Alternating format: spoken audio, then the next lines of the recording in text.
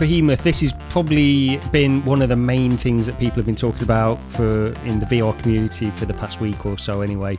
Some people, I think initially people were a little bit hesitant about it, we weren't too sure because it did have a day one patch and some of the reviews were based on experiencing the game before that day one patch. And I will say, the first time I went into this, we got access to it after that day one patch hit. So I went in once it had already been patched and had pretty close to it being a flawless experience. I did experience a few bugs here and there, but I've played around, I don't know in terms of time, but I've got probably around about 40 or 50 minutes past the first Behemoth now. So I've killed that first Behemoth and then I'm about 50 minutes past that, I would say. And I really like this game. I think it's great. I'm playing on PSVR2. I did try it on the PC as well, briefly. And also, when we were at the Retro Computer Museum, Lee and PD both bought their Quests for me to try it on Quest as well. Graphically, I was quite impressed on the Quest. I only went in for 5 minutes or so just to have a look around, and it looked pretty good. The PSVR2 version runs at a solid 90 frames per second. No reprojection, looks really good in the headset. And the PC version looks great as well. I just get a better consistency on the PSVR2. You do get a little bit of stutter, at least I do on the PC version of this game. No matter what settings I use, it runs generally okay at 90 frames per second all the time, but then you get what I suspect is this thing that Digital Foundry talk about all the time, the shader compilation issues, where you get this stutter where there's a new asset or a new shader that's being compiled in the background by the CPU when you do something, and it just adds a little bit of stuttering every now and again. The PSVR2 version on PS5 doesn't have that because it compiles shaders differently, apparently, so that's why you don't get it on there. And even if you look at the side-by-side, PD did a video where you look at the PC version, the Quest version, and the PSVR2 version, on the same part where you're breaking these sort of wooden barriers with your sword, the Quest version doesn't stutter, the PSVR2 version doesn't stutter, and then you'll see a stutter on the PC version when he breaks these for the first time. Subsequent ones, they won't have this stutter, but the first one does. And it's just, it's an inherent problem with games that are built in Unreal Engine 5 by all accounts, according to Digital Foundry anyway. So that's the reason. That's a long-winded reason of me saying that I'm playing this on PSVR2, and I think it's fantastic. I think that probably is the best way to play it, all things considered, for me. It looks great in the headset, really smooth frame rate, and but onto the game itself, I'm having a great time. I think the one thing we could probably start on, Rog and Lee, if you want to get into the combat on this, because that's been probably the thing that people either love or hate or fall somewhere in the middle on this game. But yeah. Well, yeah, I think with the combat, I was struggling initially. I didn't really know I didn't know whether I was supposed to be just blocking it, or I swore I read somewhere before that you were supposed to swing towards the incoming attack. And that's just wrong. Yeah, there's two things on that. So it's supposed to have a block where you can just put your sword in the way, and then you have this parry where if you swing against the attack, you're supposed to stagger them slightly. Now, what they've done in the patch that hit yesterday or the day before, I think it was, that's corrected that now. So you should be able to, and yesterday when I went in, you can actually do those two different things now. Better maybe. I thought when I was playing it last night, I thought, I'm getting better at the combat now, but I think it was possibly the fault, because of the patch. Because I was definitely not taking as much damage as I was before then. The other thing is the stamina as well, which was a pretty big frustration in the combat. Swinging your sword, your stamina is constantly going down so much, and I think they've refined that a little bit as well to make that a little bit easier.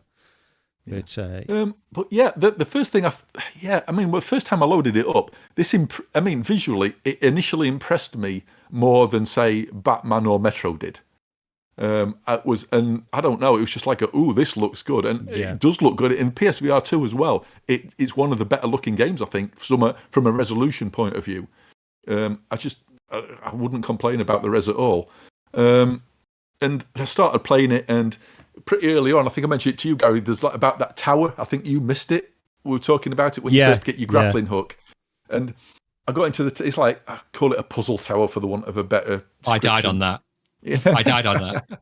I'll admit it. Yeah, I died trying to do that grapple thing. I fell off and it killed me. So yeah. And I think at that point we were like, oh, I like this, because it felt a bit Skyrim-y, a bit puzzly, a bit exploration-y, and it is a very sort of linear, isn't it? It gives you a few little pathways here and there through the game, but they always sort of seem to loop back round onto the cells. But yeah, I am enjoying it.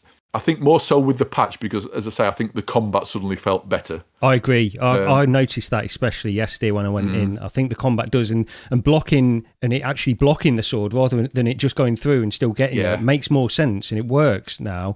The other thing on the patch was the black blood. I honestly didn't even notice this that much, but people have been complaining about the black blood on the PSVR2 version.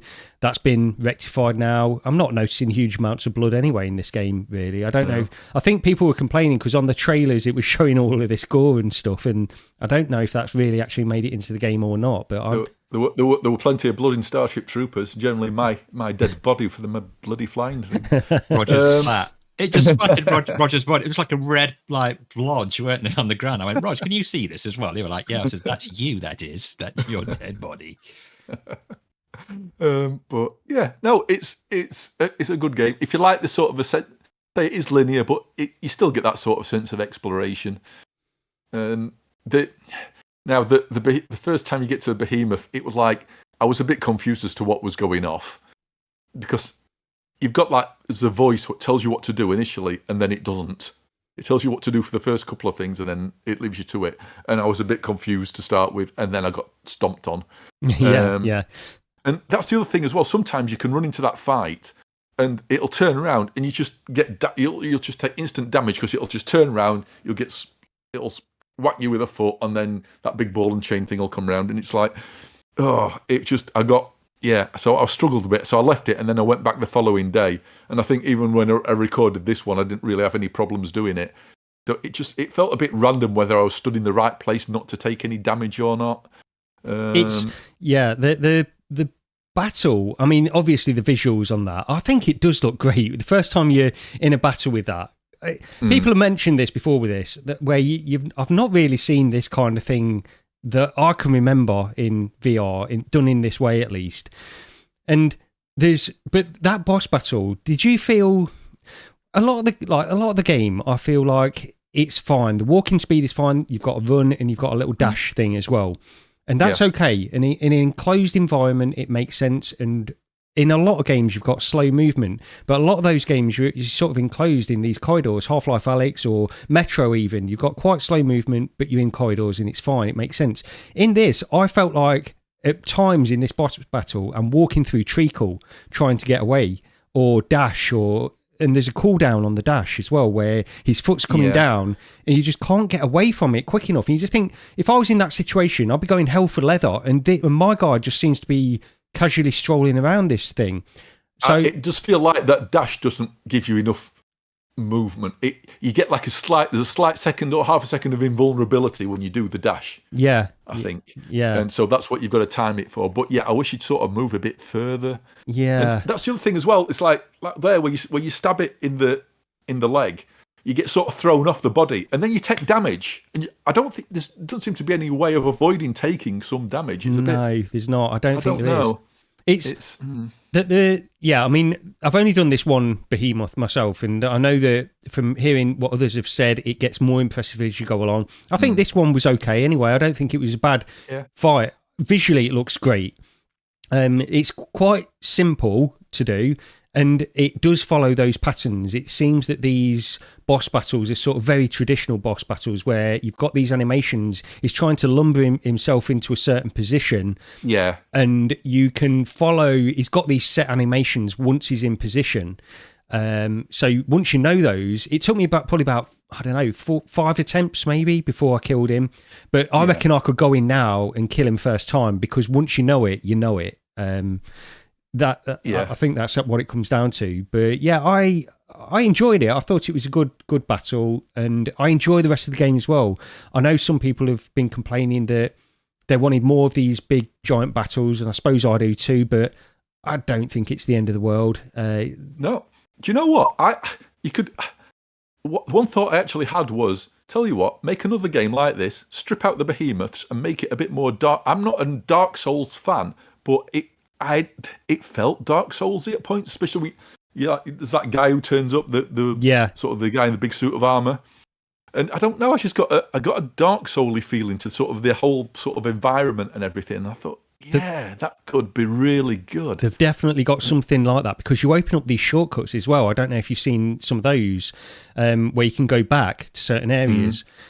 So it's got that Dark Souls kind of opening up shortcuts. Even though it's very linear and you're generally just progressing anyway, you can still open up these shortcuts to different parts of the levels, it seems, anyway, from the part I played last night. So... I think it's great. I really do, and hopefully it's going to continue to get these patches, because it's not perfect, but for what among the giant VR games that we've got at the moment, this is one of my favourites out of all of them. Yeah. I mean, I have been back into Batman recently. Yeah, and it had me thinking like, I'd forgotten how good a game it actually is. It's a bit bizarre, it's just a shame that the bugs at launch put me off. I think that was the downside there for me. But this is, I think you're right. It's definitely a better game. That I way prefer it to Metro. Oh, it's This one I actually want to play. I don't want to play Metro. Yeah, exactly. It's really good. I mean, I think it was PD's Quest 3S at the RCM. I had a go on it as well. And I think I shocked PD because I took the headset off and he goes, "What do you think?" I go, "That's really impressive." Yeah. So it was impressive for a Quest 3. I think PD thought it was a bit shocked, but actually thought it was decent. They seem to have done a good job on all the platforms. Now now it's been patched and everything. It was unfortunate they did not wait. They should have held off giving those early access reviews out to the people that did. They should have waited until that day launch patch was there. Yeah, I don't think that it was a matter of a couple of days. It was literally a couple of days, wasn't it? The thing is, the coverage of those early ones was, some people really sort of, I mean, I don't want to say laid into it, but they were more critical of it because I think it's difficult. I understand, like they were saying, like GT, for example, I can only review what I've been given. Yeah. And I understand that. I can sympathise with that, definitely. And I think other people were taking into account what the devs sent along with that email, saying that, look, we know these are known bugs, they're going to be fixed in these patches. And I think there's one thing with that, but you can never, how do you completely trust the dev to completely, you've got to mention it. I think you've got to mention that in your review either way. Yeah. But this is what I'm saying. It was a mistake on the part of the developers. Yeah, it was a case of 2 days.